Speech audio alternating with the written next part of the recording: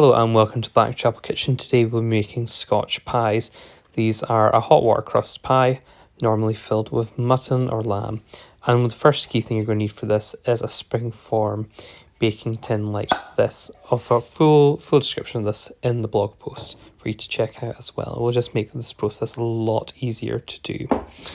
We are going to firstly need to focus on our pastry, which we are going to need our flour.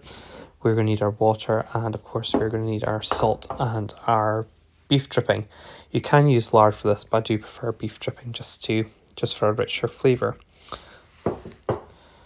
Now, interestingly, this is more the English part of this recipe, because hot water crust pastries are more traditional, originally came from England, but very much it works as excellent for this pie. And we are just going to want to heat up together our fat, our water, and our salt until everything is melted there all together.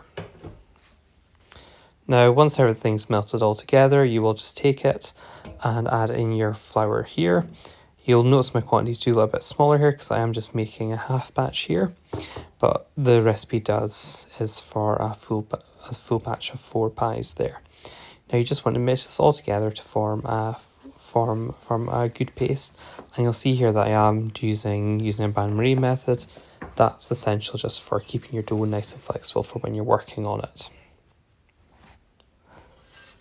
And we are now going to want to take our dough, and we're going to want to divide it into thirds, and 1/3 of that dough we will use for making our pie lids.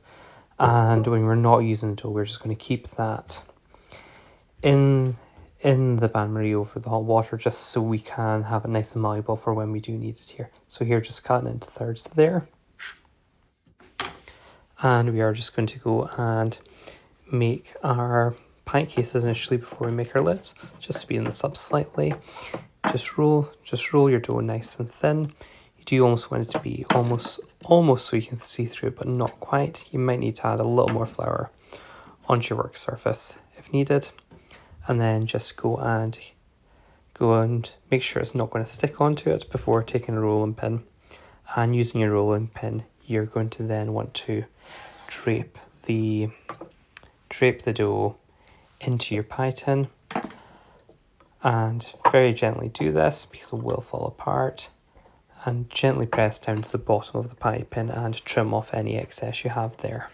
You ideally want your pastry case to be about 1.5 inches in height, and just trim off any excess you do need there.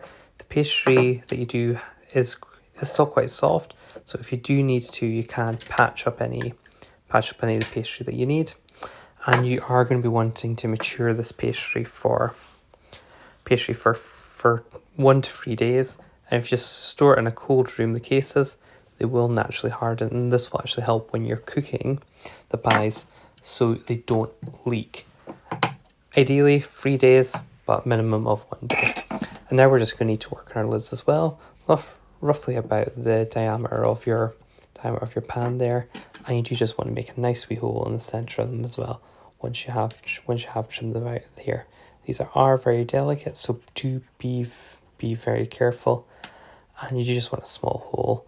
I normally use the wee top of Tabasco bottle, but just whatever you can find there. And after patiently waiting for 3 days, we can think about actually making our pies now. And we've got our mutton mince here, our salt, our mace, our white pepper, and we are just going to want to give that all a good mix with our breadcrumb there as well. That will just help bind everything together. And to that, we're going to add our lamb stock and just mix this all together into a wet slurry. And this is just going to help make sure that it's a nice moist filling, but also the breadcrumb will help absorb some of the excess fat as well, because we are using mutton and this is going to be quite fatty. And now it's just up to filling our pies very gently with the mixture. You do want to leave about 1 to 2 centimeters at the top of it, but otherwise you can pack this quite far in. The meat will shrink when you're cooking it, so don't be afraid to add plenty in there. And then very gently adding your lid on top of it. You might need to trim it down to size to fit it in there as well. And now it's just time to get your oven on at 180 degrees Celsius before giving the pies a nice little milk wash on top, just give them a bit of colour when they do cook. And you're going to want to cook these for 20 to 25 minutes till the inside is cooked and the outside of the pies are golden brown. And here we are, the humble Scotch pie. This has taken 3 days to make, so you better enjoy it at this point. And join me next time for more Scottish recipes.